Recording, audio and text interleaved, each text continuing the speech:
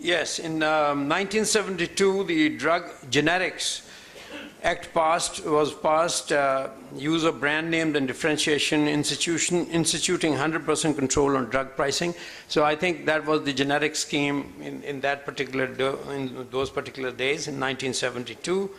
Then came 1976, and then it allowed for use of brand names, but continuing with draconian price control on 100% of all pharmaceutical products.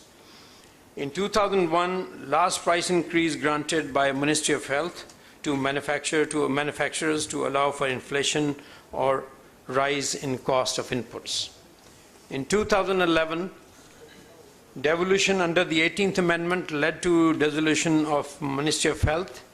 DRAP was formed around February 12, 2012, and which was affected actually in April 2012, and is still in the not had come to 100% of functioning stage.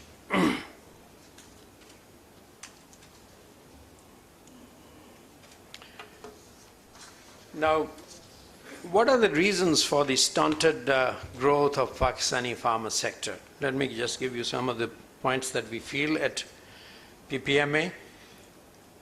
Arbitrary regulations, no price adjustments for inflation in a decade. Now, what do you do in a country where there is no pricing policy in place, whereas you see that 80 to 90% of our raw materials are imported against dollar? And you know in 10 years what has happened to dollars. How do you import the products, and how do you affect when your prices are frozen on one side and there is no consequent or there is no regular policy of adjusting the prices of the pharmaceutical drugs? What is supposed to happen? This is something very serious matter I think we need to think about. No vitamin policy, for whatever reasons. I think it's been discussed many times. It's sitting there. For some reason, it's not coming out of the box somehow. No policy for over-the-counter drugs, and as you know, over-the-counter drugs are large segments for big pharma globally, adding to scale and profitability. You know, at the end of the day, all plants or all industry is there to make money. They're investors, basically. And we need to acknowledge that we need to support them to make money, irrespective that we are in an industry which needs, it's an ethical industry. We need to look after, we have certain responsibilities as the industry itself. But at the same time, we are investors, just like any other industry for that matter. It could be not pharmaceutical, it could be steel, it could be trading, it could be something else. So I think all policies have to be looked into in a manner that they survive and they do well. Poor domestic regulations and weak government procurement policies that do not encourage investment in quality. Now that has been a major issue. And like I said earlier, if you are not a very solvent industry, obviously you would not have enough funds to put back into the system. So I think it will impair either the growth, or people will cut corners to spend on the quality side. So I think it goes hand in hand, so you need to really support this particular area. Energy crisis rendering sector uncompetitive. Electricity and steam are the two costliest inputs. No R&D grants or tax benefits to pharma. No support on utilities.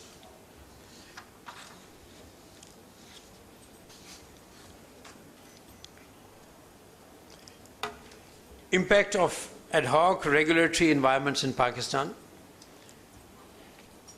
Now, complete emphasis on price control versus quality control.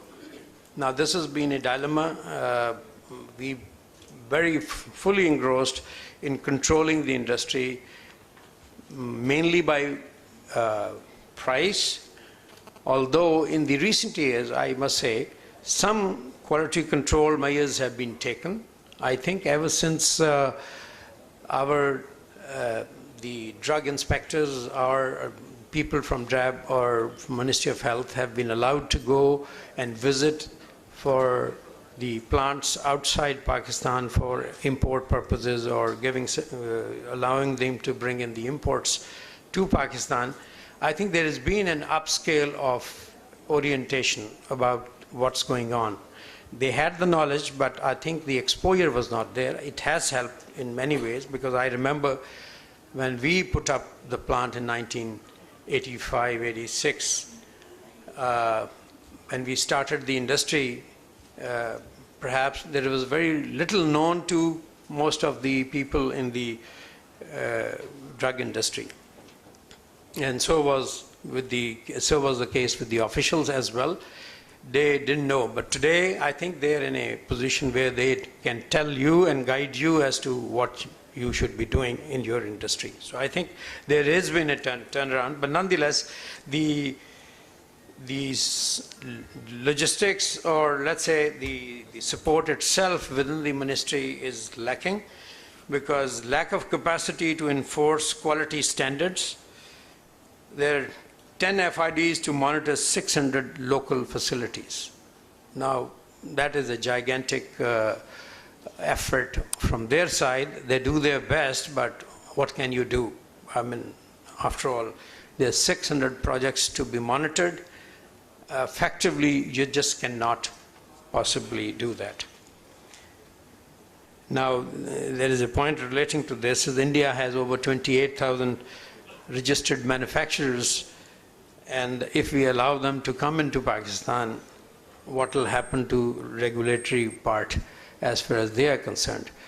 Now, if we can't regulate 600 plants effectively, what will happen to those, so many of them, if we were to allow the imports from those countries, that country? Lack of transparency and ad hoc decision making.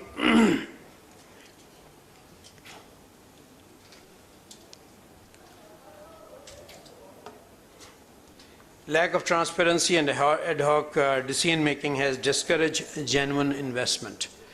Now, that has resulted in stifled industry growth, depressed profitability, discouraged investment, and restricted scale of industry to uncompetitive levels.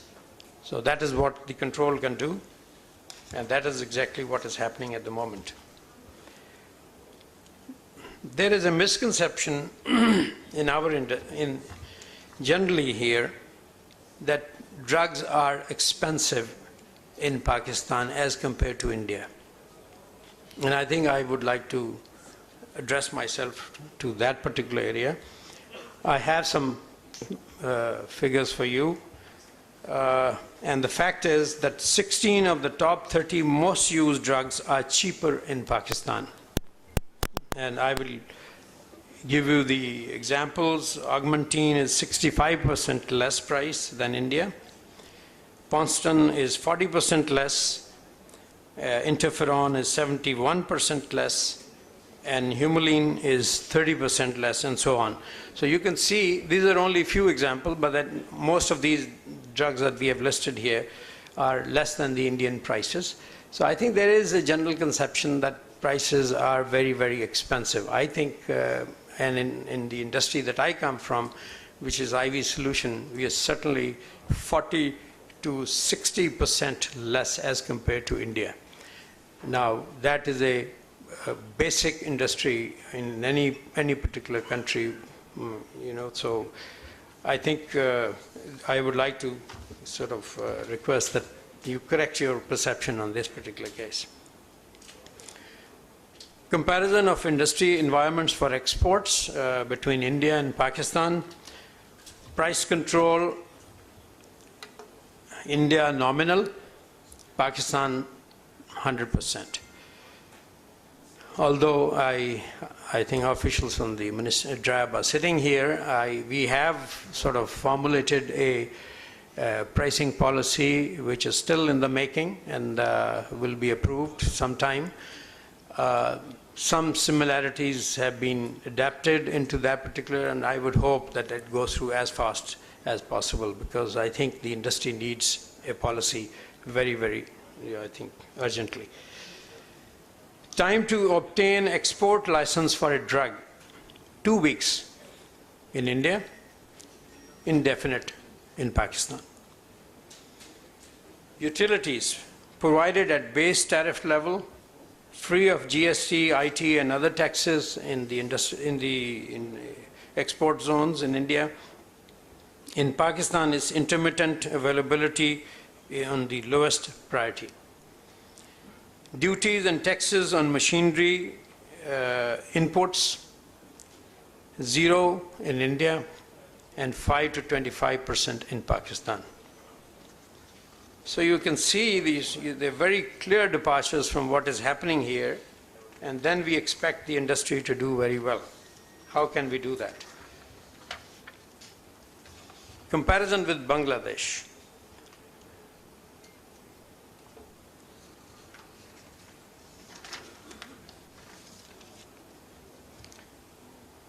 Registration of drugs for imports. The application for registration of a drug for import will be taken into consideration only if the drug is registered under the same brand name in at least one of the following developed countries. That is USA, UK, Switzerland, Germany, France, Japan, and Australia. They really put in a very strong message, but they want only quality, no less. Bangladesh Drug Registration Policy 2005, issued by the Director General of Drug Administration, allows for registration only those imported brands that are manufactured in plants approved by and registered and sold freely in one of the following countries, and I have already mentioned that to you. Now that is a very clear example of how they're looking at their industry, and you will see that in the coming slide I will show you what it has done to the Bangladesh industry. Anyway, we move on to the next, and this one is again about the figures, some of the figures there. Pakistan's total pharma market is 2.3 billion. Bangladesh is 1.5 billion. Growth rate is 15% in Pakistan, and Bangladesh is 12%. International ranking of Pakistan is 45th, and Bangladesh is 58th. Manufacturing plants over 700 in Pakistan, and Bangladesh is 210. USFDA and MHRA approved plants, none in Pakistan, and mind it, 4 plants in Bangladesh.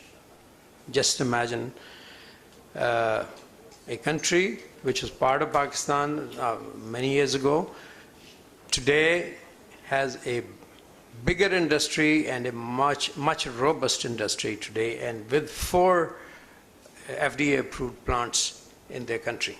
I think quite commendable. Raw material and API supply is negligible in Pakistan and almost 15% in Bangladesh. Pharmaceutical machinery manufacturing 20 to 25% in Pakistan and around 15% in Bangladesh also.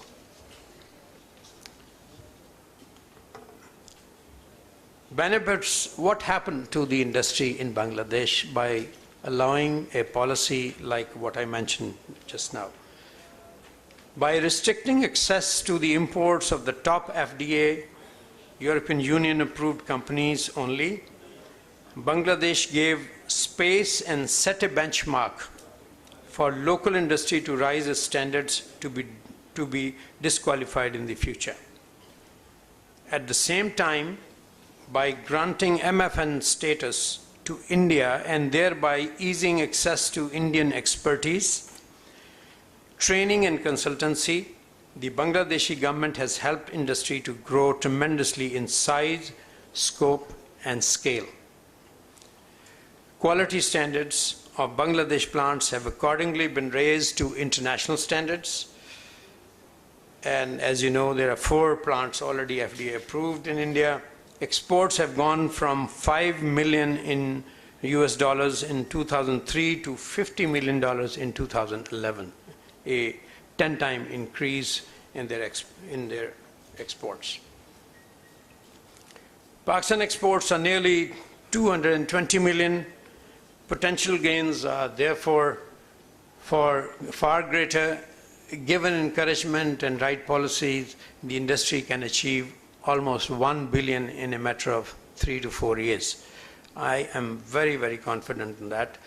I think the industry is fully poised at this stage to sort of take off, but what we need is good policies at this stage. I think if we can do that, I think the industry has the capacity to deliver at that level.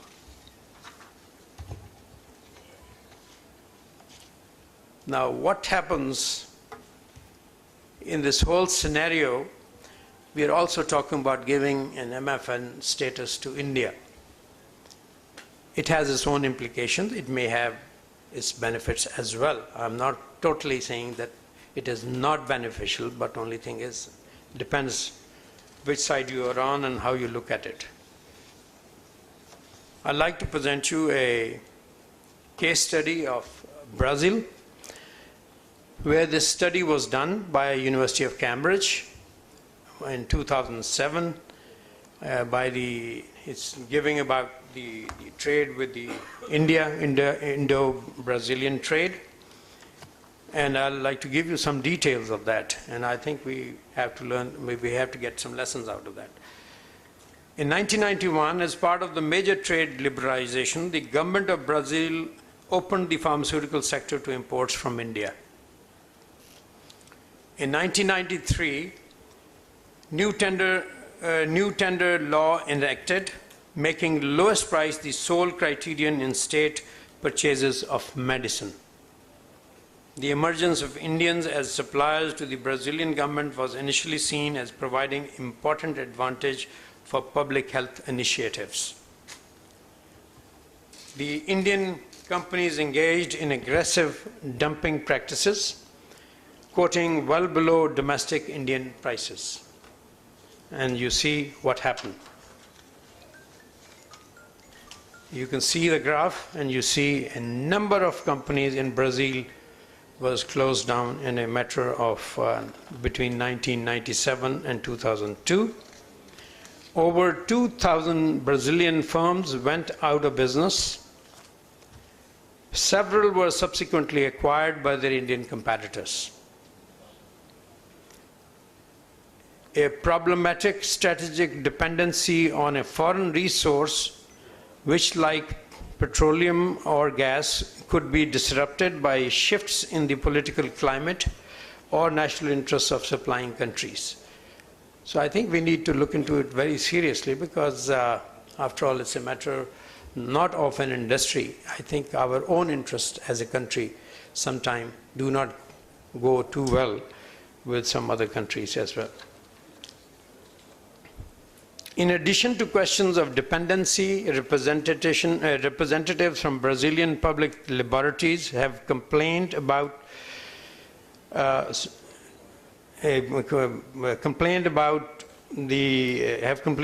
levels of quality of the Indian products they have been purchasing via the PRIGAO, which is a public call for tender system. As a consequence of that, the Brazilian government delayed the response, and it had a delayed response. In 2007, the government circumvented tender provisions to buy preferentially from the local manufacturers on the basis of quality. Now they changed from the lowest price quote to quality, and I think this is an eye-opener for us also here, because we also tend to look into our tenders on the basis of the lowest price at times, and then we have all sorts of problems, and then we have all sorts of things coming out of that. But I think we need to make quality as a key factor for consideration of tender medicines. Ministry of Health and Brazilian National Development Bank entered into a strategic alliance to fund revival of Brazilian pharmaceutical industry through loans, grants, subsidies, and long-term credits. So I think there was a total reversal of what they had done earlier. They wanted to revive the industry, and they started supporting the industry.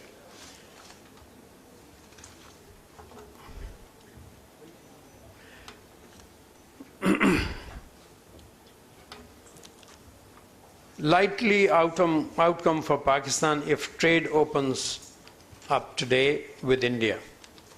And I think there'll be even a more severe impact on local production than Brazil itself. MNCs will shut down their plants in Pakistan and serve market from their facilities across the border. It is very natural. Of course, economies of scale will play, and they'll say, why have two plants, one here and one over there, and already their Indian counterparts have much bigger facilities. So they would like to accumulate the production in one place and market from there to Pakistan. Currently, a lot of toll manufacturing for MNCs is done by local pharma companies. This business too will shift to India.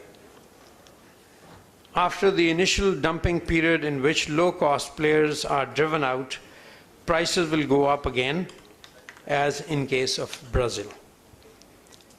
Pakistani exports, which are growing by almost 50% per annum and carry a huge potential, will also get damaged in the process. So I think there are serious consequences as far as the industry is concerned. What is the way forward? Of course, as I see, and I've attended some of those meetings with the government also, the Ministry of Commerce and so on and so forth, they seem to be keen to work with India. And they're trying to find a way. I don't know whether they're listening to us or not, but we've given our submission like I've given you here. And the rest we leave it to them as to what kind of policy they come up with. But I think I'd like to give you what we have actually recommended to them and we have discussed with them. Learn from the Brazilian experience to start with. And I think this is what we shared with the ministry as well, because this can happen to Pakistan pharma industry as well. Our first recommendation is that, let me just say, okay. First recommendation is place a moratorium on imports of finished products from India by retaining pharmaceuticals on the negative list, HS code, whatever that is. And reduce import tariff on Indian raw materials, active ingredients, to the zero level to encourage Indo-Pakistan trade and support competitiveness of local industry. And that is where the Indian strength is, because they have a lot of raw materials which they're supplying to the Pakistani counterparts. So I think we can facilitate the government as well as to the industry in India, but also support the Pakistani industry here by making the duty zero so that we can get inexpensive materials for Pakistani industry. Simultaneously liberalize the regulatory environments for Pakistani companies, allowing them to grow and recover from the lost decade and compete with India on a level playing field. So I think that will give Pakistani companies leverage to work against the Indian companies or onslaught of Indian companies in Pakistan. Recommendation 2. Amend drug registration policy of the DRAP to allow registration of only those imported brands that are manufactured